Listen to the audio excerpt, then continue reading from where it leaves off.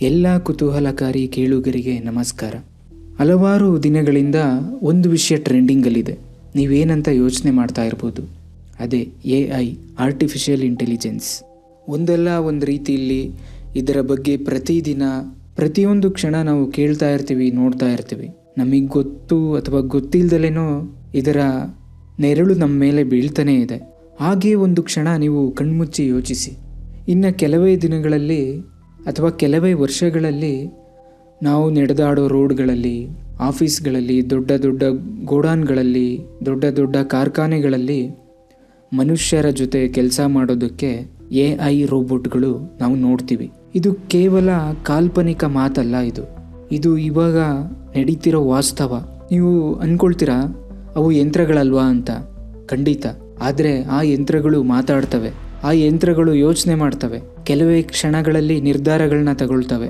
ಇದನ್ನೆಲ್ಲ ನೋಡ್ತಾ ಇದ್ರೆ, ಕೇಳ್ತಾ ಇದ್ರೆ ನಮಗೆ ನೆನಪಾಗೋದೇ ಹಾಲಿವುಡ್ ಸಿನಿಮಾಗಳು. ಈ ತರಹದ ಪರಿಕಲ್ಪನೆನ ಅಥವಾ ಈ ತರಹದ ಜೀವನ ಶೈಲಿಯನ್ನು ತೋರಿಸಿದ್ದು ಹಾಲಿವುಡ್ ಸಿನಿಮಾ. AI ಸಾಮ್ರಾಜ್ಯ, AI ರೋಬೋಟ್ಗಳ ಜಗತ್ತು. ನಮಗೆ ಆ ಸಮಯದಲ್ಲಿ ಅನ್ನಿಸ್ತಾ ಇತ್ತು, ಇದು ಸಾಧ್ಯನಾ? ಈ ರೀತಿಯ ಸಾಮ್ರಾಜ್ಯ ಅಥವಾ ಈ ರೀತಿಯ AI ರೋಬೋಟ್ಗಳು ಮಾನವನ ಜೀವನದಲ್ಲಿ ಬರೋದಕ್ಕೆ ಸಾಧ್ಯನಾ? ಖಂಡಿತ ಇಲ್ಲ. ಅದು ಕೇವಲ ಸಿನಿಮಾದಲ್ಲಷ್ಟೇ ನೋಡೋದಕ್ಕೆ ಚೆಂದ ಅಂತ ಅವಾಗ ಅಂದ್ಕೊಳ್ತಾ ಇದ್ವು. ಆದರೆ ಇವತ್ತು 100ಕ್ಕೆ 100ರಷ್ಟು ಸಿನಿಮಾದಲ್ಲಿ ತೋರಿಸಿದಂತೆ ಇವತ್ತು AI ರೋಬೋಟ್ಗಳು ಜನ್ಮ ತಾಳಿವೆ. ನಮ್ಮ ಮೊಬೈಲ್ಗಳಲ್ಲಿ, ಕಾರಿನಲ್ಲಿ, ಆಸ್ಪತ್ರೆಯಲ್ಲಿ, ಪ್ರತಿಯೊಂದು ಕ್ಷೇತ್ರದಲ್ಲಿ. ಇಂಥ ಕ್ಷೇತ್ರ ಅಂತ ಇಲ್ಲ, ಪ್ರತಿಯೊಂದು ಕ್ಷೇತ್ರದಲ್ಲೂ AI ಅನ್ನೋದು ಇದೆ. ಇವತ್ತು ಮನುಷ್ಯನ ಜೀವನದ ಒಂದು ಭಾಗ ಮಾತ್ರ ಅಲ್ಲ, ಮನುಷ್ಯನ ಜೊತೆಯಲ್ಲಿ ನಡೆದುಕೊಂಡು ಹೋಗ್ತಿರೋ ಒಂದು ಕ್ರಾಂತಿಕಾರಿ ಟೆಕ್ನಾಲಜಿ ಅಂತ ಹೇಳ್ಬಹುದು. ನೀವು ಹಾಗೆ ಕಲ್ಪನೆ ಮಾಡ್ಕೊಳ್ಳಿ ಅಥವಾ ಹಾಗೆ ಯೋಚನೆ ಮಾಡಿ. ನೀವು ಮನುಷ್ಯ ಏನೇ ಒಂದು ವಿಷಯನ ಕೊಟ್ಟರೆ ಕೆಲವು ಕ್ಷಣಗಳು ಬೇಕು ಅವನು ಉತ್ತರ ನೀಡೋದಕ್ಕೆ, ಕೆಲವು ದಿನಗಳು ಅಥವಾ ಕೆಲವು ವರ್ಷಗಳು ಬೇಕು. ಆದರೆ AI ರೋಬೋಟ್ಗಳು ಅದನ್ನೇ ಕೆಲವೇ ಸೆಕೆಂಡ್ಗಳಲ್ಲಿ ಅಥವಾ ಕೆಲವೇ ನಿಮಿಷಗಳಲ್ಲಿ ನಮ್ಮ ಸಮಸ್ಯೆಗೆ ಪರಿಹಾರನ ಕೊಡುತ್ತೆ. ನಾವು ಕೇಳಿರುವ ಪ್ರಶ್ನೆಗಳನ್ನು ಉತ್ತರ ಕೊಡುತ್ತೆ. ಅದು ಈಗ ಆಗ್ತಾ ಇದೆ. ಉದಾಹರಣೆಗೆ ChatGPT, ಜೆಮಿನಾಯ್, ಹಲವಾರು AI ಟೂಲ್ಗಳು ನಾವು ಕೇಳ್ತಿರೋ ಪ್ರಶ್ನೆಗಳಿಗೆ ಉತ್ತರಗಳನ್ನ ಕೊಡ್ತಾ ಇದೆ. ಹಾಗೆ ಮುಂದುವರಿತಾ ನಮಗೆ ಒಂದು ಪ್ರಶ್ನೆ ಬರುತ್ತೆ, ಇದೆಲ್ಲ ಎಲ್ಲಿಂದ ಆರಂಭ ಆಯಿತು? ಮೊದಲು ಸಿನಿಮಾದಲ್ಲಿ ಬಂತ, ಅಥವಾ ಆಮೇಲೆ ಕಲ್ಪನೆಗೆ ಬಂತ, ಅಥವಾ ಮೊದಲು ವಿಜ್ಞಾನದಲ್ಲಿ ಬಂತ? ಇದು ಯಾವ ರೀತಿ ವಾಸ್ತವಕ್ಕೆ ಬಂತು? ಮತ್ತು AI ಅನ್ನೋದು ನಮ್ಮ ಸಹಾಯಕನ ಅಥವಾ ನಮ್ಮ ಸ್ಪರ್ಧಿಯ? ಇಲ್ಲ, ಇದು ನಮ್ಮನ್ನು ಮೀರಿಸೋ ಬಿಡುವ ಬುದ್ಧಿವಂತ ಸಂಗಾತಿನ? ಈ ತರಹದ ಹಲವಾರು ಪ್ರಶ್ನೆಗಳು ಈಗ ನಮ್ಮ ತಲೆಯಲ್ಲಿ ಓಡ್ತಾ ಇದೆ ಅಲ್ವಾ? ಖಂಡಿತ. ಇದನ್ನೆಲ್ಲ ಹಾಗೂ ಈ ಪ್ರಶ್ನೆಗಳಿಗೆಲ್ಲ ಈ ಒಂದು ವಿಶೇಷವಾದ ವಿಡಿಯೋದಲ್ಲಿ ಸಂಪೂರ್ಣವಾಗಿ ತಿಳಿಸ್ತೀನಿ. ಈ ಒಂದು ಕುತೂಹಲಕಾರಿ ವಿಡಿಯೋನ ಸಂಪೂರ್ಣವಾಗಿ ನೋಡಿ ನಮ್ಮ ಈ ಪ್ರಯತ್ನವನ್ನು ಬೆಂಬಲಿಸಿ. ಬಹಳಷ್ಟು ಜನರಿಗೆ ಒಂದು ಕಲ್ಪನೆ ಇದೆ ಅಥವಾ ಒಂದು ಪ್ರಶ್ನೆ ಇದೆ.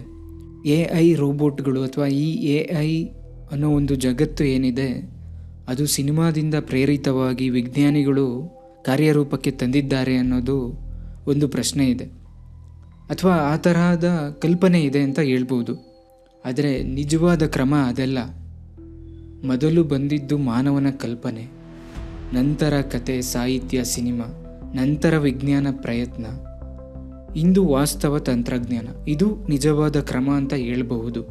ಈಗ ಮೊದಲನೇದಾಗಿ ಉದಾಹರಣೆಯೊಂದಿಗೆ ನಾನು ಹೇಳೋದಕ್ಕೆ ಪ್ರಯತ್ನ ಪಡ್ತೀನಿ.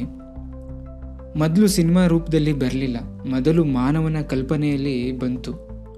ಈ ತಂತ್ರಜ್ಞಾನ ವಿಜ್ಞಾನದ ರೂಪ ತಾಳೋದಕ್ಕೂ ಮುಂಚೆ ಮಾನವನಿಗೆ ಈ ಕಲ್ಪನೆ ಬಂದಿದ್ದು. ಅಂದರೆ ಯಾವ ರೀತಿ ಅಂದರೆ, ನನ್ನಂತೆ ಯೋಚಿಸುವ ಯಂತ್ರ ಮಾಡಬಹುದು, ಅಥವಾ ನನ್ನಂತೆ ಕೆಲಸ ಮಾಡೋ ಒಂದು ಯಂತ್ರ ಇದ್ದಿದ್ದರೆ, ಅಥವಾ ನಾನಿಲ್ಲ ಅಂದಿದ್ದರೆ ಒಂದು ಯಂತ್ರ ನನ್ನ ಜಾಗದಲ್ಲಿ ಕೆಲಸ ಮಾಡಬೇಕು ಅನ್ನೋ ಒಂದು ಏನು ಕಲ್ಪನೆ ಇದೆ, ಈ ಒಂದು ಕಲ್ಪನೆ ಮೊದಲು ಮಾನವನಿಗೆ ಬಂತು.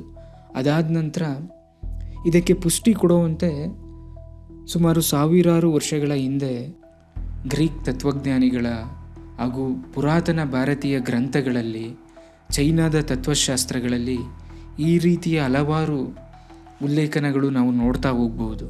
ಅಂದರೆ ನಮಗಿಲ್ಲಿ ಕ್ಲಿಯರ್ ಕಟ್ಟಾಗಿ ಅರ್ಥ ಆಗುತ್ತೆ ಮೊದಲು ಮಾನವನ ಕಲ್ಪನೆ ಬಂತು ಅಂತ ಹೇಳಿ. ಅದಾದ ನಂತರ ಹಲವಾರು ನಾವೆಲ್ಗಳು ಬಂದವು, ಹಲವಾರು ಮೂವಿಗಳು ಬಂದವು, ಹಲವಾರು ಫ್ಯೂಚರಿಸ್ಟಿಕ್ ಸಿನಿಮಾಗಳು ಬಂದವು, ಮಾನವನಂತೆ ಯೋಚಿಸೋ ರೋಬೋಟ್ಗಳು ಬಂದವು. ಅಂದರೆ ಸಿನಿಮಾದಲ್ಲಿ ಮಾನವನಂತೆ ಯೋಚಿಸೋ ರೋಬೋಟ್ಗಳು, ಮಾನವನಂತೆ ಮಾತನಾಡೋ ಕಂಪ್ಯೂಟರ್ಗಳು, ಸ್ವಯಂಚಾಲಿತ ನಗರಗಳು, ಇವೆಲ್ಲ ಆಲೋಚನೆಗಳು ಸಿನಿಮಾದಿಂದ ಹುಟ್ಟುತ್ತಾ ಬಂದವು. ಈ ಆಲೋಚನೆಗೆ ಅಂದರೆ ಈ ಸಿನಿಮಾಗೂ ಆಲೋಚನೆಗೂ ಒಂದು ಕ್ಲಿಯರ್ ಕಟ್ಟಾಗಿ ಹೇಳಬೇಕು ಅಂತ ಅಂದರೆ, ಸಿನಿಮಾ ಆಲೋಚನೆಯನ್ನು ಹುಟ್ಟಿಸೋದಿಲ್ಲ, ಸಿನಿಮಾ ಆಲೋಚನೆಗೆ ಆಕಾರ ಕೊಡುತ್ತೆ. ಅಂದರೆ ಇಲ್ಲಿಂದ ವಿಜ್ಞಾನಿಗಳು ಸ್ಫೂರ್ತಿ ಪಡಿತಾರೆ ಅಂತ ಆ ಅರ್ಥದಲ್ಲಿ ಹೇಳ್ಬೋದು. ಹಲವಾರು ಜನರಲ್ಲಿ ಒಂದು ದೊಡ್ಡ ತಪ್ಪು ಕಲ್ಪನೆ ಇದೆ, ಸಿನಿಮಾದಿಂದಲೇ AI ಹುಟ್ಟಿದ್ದು ಅಥವಾ ಸಿನಿಮಾದ ಸ್ಫೂರ್ತಿ ಅಂತಲೇ. ಆದರೆ ಅದನ್ನು ಅರ್ಥಪೂರ್ಣವಾಗಿ ಹೇಳಬೇಕು ಅಂತ ಅಂದರೆ, ವಿಜ್ಞಾನಿಗಳು ಇದ್ರ ಬಗ್ಗೆ ಮೊದಲೇ ಯೋಚಿಸಿದ್ರು. AI ರೋಬೋಟ್ಸ್ಗಳು, ಬುದ್ಧಿವಂತ ಯಂತ್ರಗಳು, ಇವುಗಳ ಬಗ್ಗೆ 1950ರಲ್ಲೇ ಯೋಚನೆ ಮಾಡಿದರು. ಉದಾಹರಣೆಗೆ ಆ್ಯಲನ್ ಟ್ಯೂರಿಂಗ್ 1950ರಲ್ಲಿ ಯಂತ್ರಗಳು ಯೋಚಿಸಬಹುದು ಅನ್ನೋ ಪ್ರಶ್ನೆನ ಕೇಳಿದ ಮೊದಲ ವಿಜ್ಞಾನಿ ಆ್ಯಲನ್ ಟ್ಯೂರಿಂಗ್.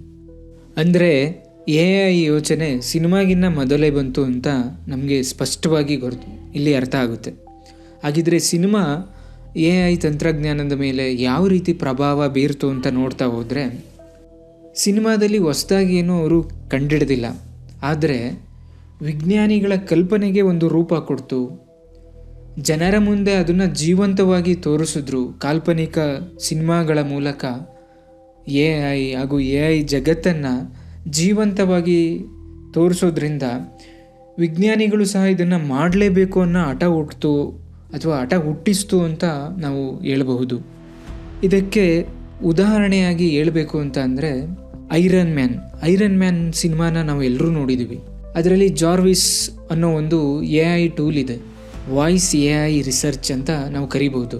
ಟೋನಿ ಸ್ಟ್ರಾಕ್ ಅದ್ರ ಜೊತೆ ಮಾತಾಡ್ತಾನೆ, ಅವನೇನೇ ಆರ್ಡರ್ ಕೊಟ್ಟರು ಅದನ್ನು ಪಾಲನೆ ಮಾಡುತ್ತೆ, ಅವನಿಗೆ ಏನೇ ಮಾಹಿತಿ ಬೇಕು ಅಂದರೂ ಅದು ಪುನಃ ವಿತಿನ್ ಕ್ಷಣಗಳಲ್ಲಿ ಅದು ಪುನಃ ಆನ್ಸರ್ ಮಾಡುತ್ತೆ. ಇದೇ ಒಂದು ಮಾದರಿಯಲ್ಲಿ ನಾವು ಇವತ್ತು ನೋಡ್ತಾ ಇದ್ದೀವಿ. ಸಿರಿ ಇರ್ಬೋದು, ಅಲೆಕ್ಸಾ, ಗೂಗಲ್ ಅಸಿಸ್ಟೆಂಟ್, ChatGPT, ಇವೆಲ್ಲವೂ ಕೂಡ ಇದೇ ಒಂದು ಮಾದರಿಯಲ್ಲಿ ಇದೆ ಅಂತ ಹೇಳ್ಬೋದು. ಹಾಗಂತ ಹೇಳಿ ಸಿನಿಮಾದಿಂದ ಇದು ಹುಟ್ಟಿತು ಅಂತ ಹೇಳೋದಕ್ಕೆ ಬರಲ್ಲ.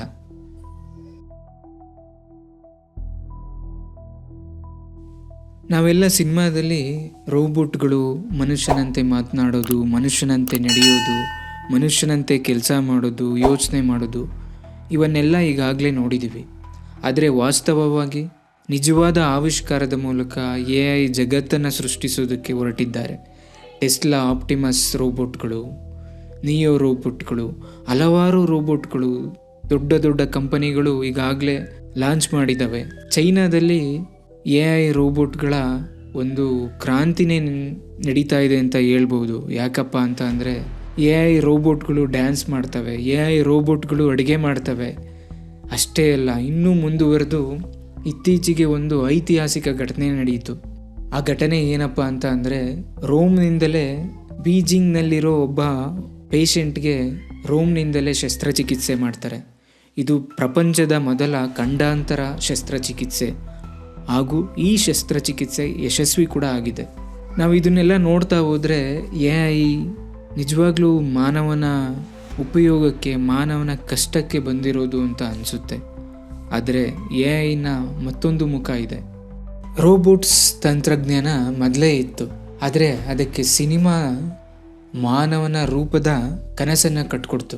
ಇದಕ್ಕೆ ಪೂರಕವಾಗಿ ಅಂದರೆ AI ಬ್ರೈನ್ ನ್ಯೂರಲ್ ನೆಟ್ವರ್ಕ್ಸ್ ಅಂತ ಏನು ಹೇಳ್ತೀವಿ, ಹಲವಾರು ಸಿನಿಮಾಗಳು ಬಂದಿವೆ. AIಗೆ ಮೆದುಳು ಇದೆ, ಅದು ಕಲಿಯುತ್ತೆ, ತಾನೇ ನಿರ್ಧಾರಗಳನ್ನ ತೆಗೆದುಕೊಳ್ಳುತ್ತೆ ಅನ್ನೋದು ಈ ಸಿನಿಮಾದ ಮೂಲ ಉದ್ದೇಶ. ಆದರೆ ಅದು ವಾಸ್ತವವಾಗಿ ವಿಜ್ಞಾನಿಗಳು ಹಲವಾರು ಹೆಸರುಗಳಿಂದ ಕರೀತಾರೆ. ನ್ಯೂರಲ್ ನೆಟ್ವರ್ಕ್ಸ್ ಅಂತಾರೆ, ಡೀಪ್ ಲರ್ನಿಂಗ್, ಮಿಷಿನ್ ಲರ್ನಿಂಗ್. ಇದನ್ನು ಸರಳವಾಗಿ ಹೇಳಬೇಕು ಅಂದರೆ, ವಿಜ್ಞಾನಿಗಳು ಮಾನವನ ಮೆದುಳಿನಿಂದ ಪ್ರೇರಣೆ ಪಡೆದು, ಅಂದರೆ AI ರೋಬೋಟ್ಗಳಿಗೆ ಅರ್ಥ ಆಗೋಗೆ, ಕಂಪ್ಯೂಟರ್ಗಳಿಗೆ ಅರ್ಥ ಆಗೋಗೆ ಇದನ್ನು ಕೋಡಿಂಗ್ನ ಮೂಲಕ ವಿಜ್ಞಾನಿಗಳು ಬರೆದಿರೋದ್ರಿಂದ AI ರೋಬೋಟ್ಸ್ಗಳು ತಾವೇ ನಿರ್ಧಾರಗಳನ್ನ ತೆಗೆದುಕೊಳ್ಳುತ್ತೆ, ಮಾತಾಡುತ್ತೆ, ನಮ್ಮ ಪ್ರಶ್ನೆಗಳಿಗೆ ಉತ್ತರ ನೀಡುತ್ತೆ, ಹೊಸ ವಿಷಯಗಳನ್ನ ಕಲಿತುಕೊಳ್ಳುತ್ತೆ, ಹೊಸ ವಿಷಯಗಳನ್ನ ಅರಿತುಕೊಳ್ಳುತ್ತೆ. ಇದನ್ನೆಲ್ಲ ನಾವು ಸಣ್ಣ ಉದಾಹರಣೆಯಿಂದ ಹೇಳಬೇಕು ಅಂದರೆ, ಒಂದು ಮಗು ಸ್ಪೇಸ್ ಸಿನಿಮಾನ ನೋಡುತ್ತೆ. ಅವನು ಅಂತರಿಕ್ಷಕ್ಕೆ ಹೋಗೋದಕ್ಕಾಗಲ್ಲ ಆ ಕ್ಷಣದಲ್ಲಿ, ಆದರೆ ಆ ಕನಸೆ ಅವನನ್ನು ವಿಜ್ಞಾನಿಯಾಗಿ ಮಾಡುತ್ತೆ, ಇಂಜಿನಿಯರ್ ಮಾಡುತ್ತೆ, ಒಂದು ದಿನ ರಾಕೆಟ್ ನಿರ್ಮಾಣ ಮಾಡಿಸುತ್ತೆ. ಸಿನಿಮಾ ಕನಸನ್ನು ತೋರಿಸುತ್ತೆ, ವಿಜ್ಞಾನ ಅದನ್ನು ವಾಸ್ತವವಾಗಿ ಮಾಡುತ್ತೆ. AI ರೋಬೋಟ್ಗಳ ಜೊತೆಯಲ್ಲಿ ನಮ್ಮ ನಾಳೆ, ನಮ್ಮ ಭವಿಷ್ಯ ಯಾವ ರೀತಿ ಇರುತ್ತೆ, ಅದರಿಂದ ಆಗೋ ಅನುಕೂಲಗಳು, AI ರೋಬೋಟ್ನ ಮತ್ತೊಂದು ಮುಖ ಅಂತ ಹೇಳಿದ್ನಲ್ಲ, ಅದರಿಂದ ಆಗುವ ಅನಾನುಕೂಲಗಳು, ಇದು ನಮ್ಮಂಥ ದೇಶಗಳಿಗೆ ಖಂಡಿತ AI ರೋಬೋಟ್ಗಳ ಅವಶ್ಯಕತೆ ಇದೆಯಾ? ಮುಂದಿನ ವಿಡಿಯೋದಲ್ಲಿ ನಾನು ತಿಳಿಸ್ಕೊಡ್ತೀನಿ. ಈ ವಿಡಿಯೋನ ಸಂಪೂರ್ಣವಾಗಿ ವೀಕ್ಷಿಸಿದ್ದಕ್ಕೆ ನಿಮ್ಮೆಲ್ಲರಿಗೂ ಧನ್ಯವಾದಗಳು. AI ಬಗ್ಗೆ ಹಾಗೂ AI ತಂತ್ರಜ್ಞಾನದ ಬಗ್ಗೆ ನಿಮ್ಮ ಅನಿಸಿಕೆ ಅಭಿಪ್ರಾಯನ ಕಮೆಂಟ್ ಬಾಕ್ಸ್ನಲ್ಲಿ ತಿಳಿಸಿ. ನಮ್ಮ ಪ್ರಯತ್ನಗಳನ್ನ ಬೆಂಬಲಿಸಿ. ಧನ್ಯವಾದಗಳು. ಮತ್ತೆ ಸಿಗೋಣ.